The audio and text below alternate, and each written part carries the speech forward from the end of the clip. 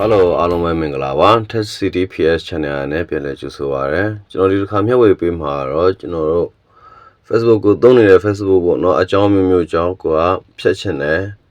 အပြီးပိုင်ဖြတ်ချင်တယ်ပေါ့နော်အပြီးပိုင်ဖြတ်ချင်တဲ့ခါမျိုးမှာဖြစ်ပြီးတော့ကျွန်တော်တို့ယာယီခဏတာပေါ့နော်ဖြတ်ချင်တဲ့ခါမျိုးဖြစ်အဲ့တော့ဘယ်လိုဖြတ်ရမလဲဆိုတဲ့ဟာလေးကိုကျွန်တော်ပြပေးတော့မှာဖြစ်ပါတယ်ယာယီဖြတ်နည်းနဲ့အပြီးပိုင်ဖြတ်နည်းဆိုပြီးတော့2မျိုးရှိပါတယ်အဲ့ဒီ2မျိုးစလုံးကိုကျွန်တော်တစ်ခါနဲ့ပြပေးတော့မှာဖြစ်ပါတယ်ဒါဆိုလို့ရှိရင်တော့ကျွန်တော်တို့ Facebook application တိုက်ထဲကိုဝင်လိုက်ပါ Okay ဒါဆိုလို့ရှိရင်တော့ကျွန်တော်တို့ဒီအပေါ်နားလေးကဒီညာဖက်3တန်းလေးကိုတစ်ချက်နှိပ်ပေးလိုက်ပါဒီမှာကျွန်တော် screen ကိုပေါ်နေနဲ့ဆက်ပေးလိုက်ပါဒီအောက်မှာဒီ setting add privacy ဆိုတဲ့ဟာကိုတစ်ချက်နှိပ်ပေးလိုက်ပါရုပ်ခါနောက်ထားကျွန်တော်ဒီ setting ဆိုတဲ့ဟာလေးကိုတစ်ချက်ပြန်နှိပ်ပေးလိုက်ပါရုပ်ခါကျွန်တော်ဒီအခုဒီနေရာလေးပေါ့နော်ဒီနေရာလေးကိုတစ်ချက်နှိပ်ပေးလိုက်ပါဒီဟာကဘာလို့ဒီအကြီးနဲ့ကျွန်တော်ပြပေးရလဲဆိုလို့ရှိရင်အဲ့ဒါဘယ်နေရာပဲနှိပ်ဒါရတူတူပါပဲနော်ဒီအတန်းကိုနှိပ်ချင်တဲ့ဆိုလို့ရှိရင်လည်းရတယ်ဒီအတန်းကိုနှိပ်ချင်လည်းရတယ်ဒီအတန်းနှိပ်ချင်လည်းဒီကိုနှိပ်တဲ့ဘယ်နေရာပဲနှိပ်ပေါ့နော်အတူတူပဲဖြစ်ပါတယ်ဒါဆိုလို့ရှိရင်နေရာလေးကိုတစ်ချက်နှိပ်ပေးလိုက်ပါပြီးတော့ခါကျွန်တော်တို့နောက်ထပ်ဒီ personal detail ဆိုတဲ့ဟာလေးကိုတစ်ချက်နှိပ်ပေးလိုက်ပါ Okay ဒီမှာဆိုလို့ရှိရင်တော့ကျွန်တော်တို့ဒီဟာလေးပေါ့နော် account ownership and control ဆိုတဲ့ဟာလေးကိုတစ်ချက်နှိပ်ပေးလိုက်ပါ Okay ဒီမှာဆိုလို့ရှိရင်ဒီကျွန်တော်တို့အောက်ကဟာပေါ့နော် deactivation or deletion ဆိုတဲ့ဟာလေးကိုတစ်ချက်ရွေးပေးလိုက်ပါ Okay ဒီမှာကိုယ့်အကောင့်ထဲကိုဝင်လိုက်ပါဒါဆိုလို့ရှိရင်ကျွန်တော်တို့ဒီထဲမှာဒီအပွားဟာနဲ့ပေါ့နော်ဒီဟာနဲ့ဒီဟာနှစ်ခုပေးထားပါတယ်ဒါပါလဲဆိုလို့ရှိရင်တော့ဒီအပွားဟာကြတော့ကျွန်တော်တို့ဒီဟိုယာယီဖြတ်သိမ်းနည်းပေါ့နော်ကိုယ့်အကောင့်ကိုခဏတာယာယီဖြတ်သိမ်းနည်းပဲဖြစ်ပါတယ်ပြီးတော့ဒီအောက်ကဟာကြတော့ကျွန်တော်တို့ဒီအပြီးတိုင်ဖြတ်နည်းပေါ့နော်ဒီကို Facebook အကောင့်ကိုလုံးဝမသုံးတော့ဘူးအပြီးတိုင်ဖြတ်နည်းပဲဖြစ်ပါတယ်အခုပထမဆုံးအနေနဲ့ကျွန်တော်ဒီအပွားယာယီဖြတ်နည်းပေါ့နော်ဒီဟာ temporary ပေါ့အရာကြီးဖြတ်နည်းလေးကိုကျွန်တော်ရှင်းပြပေးတော့မှာဖြစ်ပါတယ်ဒါဆိုလို့ရှိရင်တော့ဒီမှာဒီနာအမှန်ချပေးသားပေါ့နော်တကယ်လို့များမပေးသေးဘူးဆိုလို့ရှိရင်အမှန်ချိုးတစ်ချက်ပေးလိုက်ပါပြီးတော့ခါကျွန်တော်တို့ဒီအောက်ကအပြန်တန်းလေးနဲ့ continue ကိုတစ်ချက်ယူပေးလိုက်ပါ Okay ဒီမှာဆိုလို့ရှိရင်ကျွန်တော်တို့ရဲ့ password ကိုရိုက်ထည့်ရမှာဖြစ်ပါတယ်ပြီးတော့ continue နှိပ်လိုက်ပါOkay ဒီမှာဆိုလို့ရှိရင်တော့ကျွန်တော်တို့အများကြီးပြပေးတယ်ပေါ့နော်အခုကကျွန်တော်တို့ယာယီဖြတ်မှာဖြစ်တဲ့အတွက်ဒီဟာလေးကိုတစ်ချက်ရွေးပြလိုက်ပါပြီးတော့ခါ screen ကိုပေါ်ရွှေ့ပြီးတော့ဒီအောက်နားလေးကဒီ continue ဆိုတဲ့ဟာလေးကိုတစ်ချက်နှိပ်ပေးလိုက်ပါဒါဆိုရှင် screen ကိုဒီမှာပေါ်ရွှေ့ပြီးတော့ကျွန်တော်ဒီနားလေးမှာပေါ့နော်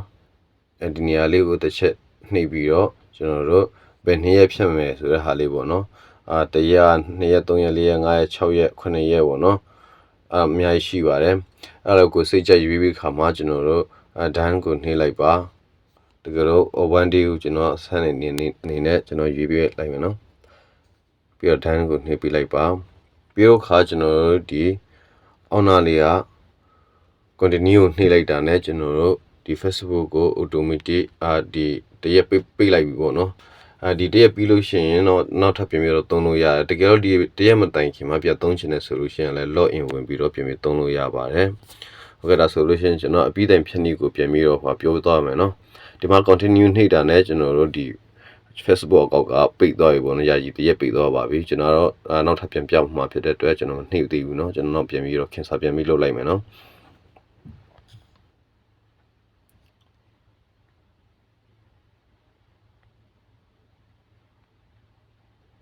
ဟုတ်ကဲ့ဒါဆိုလို့ရှိရင်တော့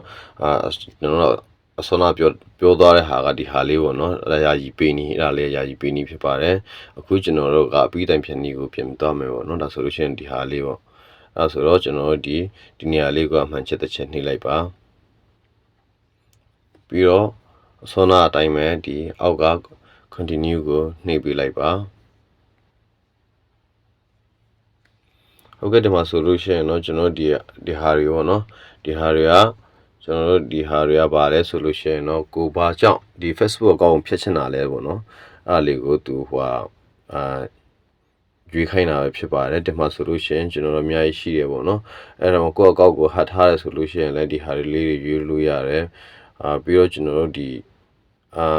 Facebook ကိုမှတင်မသုံးချင်တော့အကြောင်းမျိုးအများကြီးရှိရပေါ့နော်တကယ်လို့များဒီဟာတွေမရွေးချင်မှုဒီတိုင်းဖြတ်ချချင်တယ်ဆိုလို့ရှိရင်လည်းရပါတယ်ကျွန်တော်တို့ဒီမရွေးတော့ဘဲနဲ့ဒီအောက်က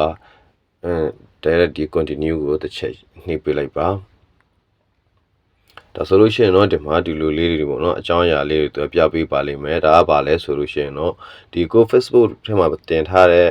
ဒီဓာတ်ပုံတို့ဗီဒီယိုတို့ပေါ့နော်အဲ့ဒါတွေကိုသုံးချင်သေးလားယူအောင်မလားပေါ့နော်ပြီးတော့ page ထောင်ထားသူတွေဆိုလို့ရှိရင်လည်းအဲ့ဒီ page တွေကိုတခါနဲ့အကုန်လုံးဖြတ်မလားဆိုတဲ့ဟာကိုသူကinformation နေနဲ့မေးတာပဲဖြစ်ပါတယ်တကယ်လို့ကိုက page တွေဘာတွေမဖြတ်ချင်ဘူးဆိုလို့ရှိရင်ကိုမဖြတ်ချင်တဲ့ဟာလေးကို select လုပ်ပေးရမှာပဲဖြစ်ပါတယ်ပြီးတော့ဒီမှာကျွန်တော်ကကြတော့ဒီphoto တွေရောအကုန်လုံးကကျွန်တော်တို့ဖြတ်ပလိုက်တော့မှာပေါ့နော်အဲ့ဒါပဲအတွက်ကျွန်တော်ဘာမှမယူပေးတော့မှန်းနဲ့ဒီအောက်နာလေးက continue ဒီ continue လေးကိုတစ်ချက်နှိပ်ပေးလိုက်ပါ